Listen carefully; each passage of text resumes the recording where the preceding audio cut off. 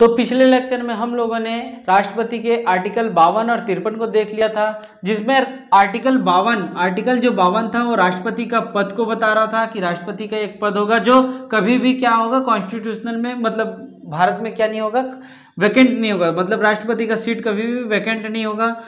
53 में हम लोगों ने देखा राष्ट्रपति की कार्यपालिका शक्ति देखा था, कार्यपालिका शक्ति देखा था। और कार्यपालिका शक्ति में हम लोग बोल सकते हैं कि कोई भी कानून वगैरह बनता है तो राष्ट्रपति के हस्ताक्षर वगैरह से ही बनते हैं। कोई भी मंत्री परिषद का विस्तार होता है तो ये इसी से होता है।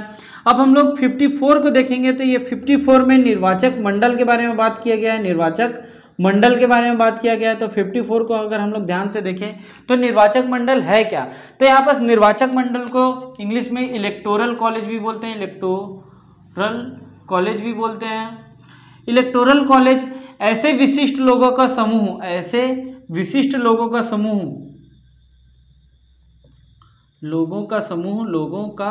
समूह जो राष्ट्रपति के निर्वाचन में या फिर राष्ट्रपति के चुनाव में वोट डालते हैं, मतलब लोगों का समूह जो राष्ट्रपति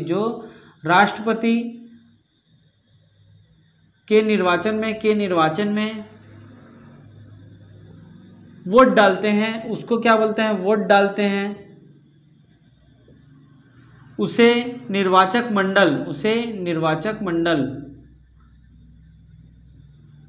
मंडल या इलेक्टोरल कॉलेज कहते हैं, इलेक्टोरल कॉलेज कहते हैं। मतलब हम लोग देखेंगे तो ऐसे विशिष्ट लोगों का समूह जो राष्ट्रपति के चुनाव में वोट कास्टिंग करते हैं उसको हम लोग इलेक्टोरल कॉलेज बोलते हैं या फिर निर्वाचक मंडल बोलते हैं। तो ऐसे विशिष्ट लोग होते कौन है, तो ऐसे विशिष्ट लोग अगर हम लोग देखेंगे तो संसद में अगर आ जाए तो ये लोकसभा होते हैं और एक राज्यसभा होता है। लोकसभा और राज्यसभा के निर्वाचित सदस्य, यहाँ पर सब वर्डिंग को अच्छे से ध्यान से देखेंगे तो इसके निर्वाचित सदस्य ही क्या करते हैं, वोट को डाल सकते हैं।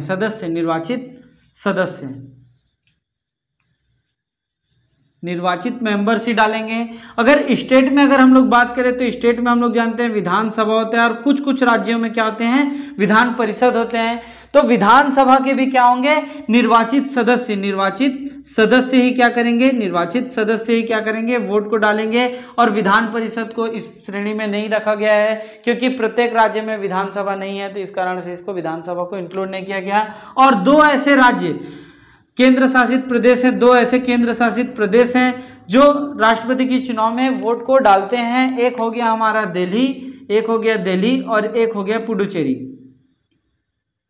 जो कि वोट डालते हैं। दिल्ली में अगर देखेंगे तो लेजिस्लेटिव असेंबली है और पांडिचेरी में भी लेजिस्लेटिव असेंबली है। तो यहाँ पर लोकसभा को अगर देखें तो लोकसभा में हम लोगों को पता है कि कितने मेंबर्स होते हैं, तो 545 मेंबर्स होते हैं, जिसमें दो क्या होते हैं, एंग्लो इंडियन होते हैं, जो कि इन लोग वोट नहीं डालेंगे, एंग्लो इंडियंस वोट नहीं डालेंगे। पर अगर हम लोग और ध्यान से देखें तो 104वां कॉन्स्टिट्यूशनल अमेंडमेंट आया था, जिसमें एंग्लो इंडियन को क्या कर दिया गया, खत्म कर दिया गया। एंग्लो इंडियन को कोई पद नहीं रहेगा अब। और यहाँ पर फिर से अगर इसको एंग्लो इंडियन को खत्म कर दिया और रिजर्वेशन को क्या कर दिया गया था, 2030 तक के लिए क्या कर दिया गया, बढ़ा दिया गया। मतलब 104वां कॉन्स्टिट्यूशनल अमेंडमेंट में एंग्लो इंडियन को खत्म कर दिया गया और रिजर्वेशन को 2030 तक के लिए बढ़ा दिया गया। ये 2019 में आया था 104वां कॉन्स्टिट्यूशनल अमेंडमेंट। अगर हम लोग यहाँ पर फिर से देखें लोकसभा में, तो लोकसभा में हम लोगों को पता चल गया कि 543 मेंबर्स जो होते हैं वो क्या होता है, इलेक्टेड होते हैं। और राज्यसभा में अगर हम लोग देखें तो राज्यसभा में अगर तो 245 मेंबर्स होते हैं, जिसमें 12 क्या होते हैं, नॉमिनेटेड होते हैं। तो इन लोग भी क्या करेंगे, वोट नहीं डाल सकते, क्योंकि ये 12 जो होते हैं राष्ट्रपति के द्वारा चुने हुए होते हैं, या फिर बोल सकते हैं कि राष्ट्रपति ही इनको क्या करते हैं, सेलेक्ट करते हैं। तो अगली बार अगर मान लेते हैं कि नेक्स्ट बार वही राष्ट्रपति चुनाव में खड़ा हो जाते हैं, ये 12 जो होंगे उसी को वोट डालेंगे। इस कारण से कॉन्स्टिट्यूशन में पहले ही बता दिया गया कि ये 12 जो नॉमिनेटेड होंगे वो वोट कास्टिंग नहीं करेंगे इसके चुनाव में, राष्ट्रपति के चुनाव में। मगर हटाते टाइम, महाभियोग लगाते टाइम इन लोग कास्टिंग करेंगे, मतलब ये नॉमिनेटेड मेंबर्स भी उन लोग में डालेगा महाभियोग डालते समय। अब विधानसभा में अगर देखेंगे तो विधानसभा की भी हम लोग समझ गए कि निर्वाचित सदस्य ही होंगे। तो पूरा टोटल अगर हम लोग देखेंगे तो 28 राज्य हैं 28 राज्य हैं, जिसमें 28 राज्य प्लस दिल्ली और पुडुचेरी को मिला करके देखेंगे तो 4123 मेंबर्स होते हैं जो राष्ट्रपति के चुनाव में वोट डालते हैं। ये एमएलएस होते हैं। ये क्या होते हैं? एमएलएस होते हैं। दिल्ली में भी अगर देखेंगे तो 70 एमएलएस है, पुडुचेरी में भी 30 एमएलएस है।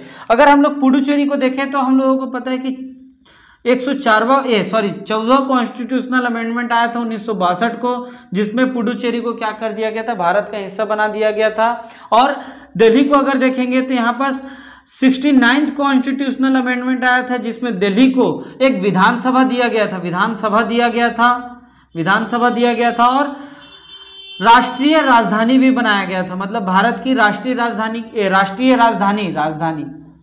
राजधानी भी बनाया गया था दिल्ली को। और 70वां कॉन्स्टिट्यूशनल अमेंडमेंट आया था, जिसमें दिल्ली और पांडिचेरी को राष्ट्रपति के निर्वाचन में, राष्ट्रपति के चुनाव में वोट डालने का अधिकार दिया गया था। मतलब दिल्ली और पुडुचेरी को वोट डालने का अधिकार कब दिया गया? तो 70वां कॉन्स्टिट्यूशनल अमेंडमेंट आया था 1992 को क्या हुआ था? 70वां कॉन्स्टिट्यूशनल अमेंडमेंट आया था, जिसमें दिल्ली और पुडुचेरी को क्या कर दिया गया था? वोट डालने के लिए बोला गया था। पुडुचेरी का भी नाम पुडुचेरी नहीं था, पहले पांडिचेरी था।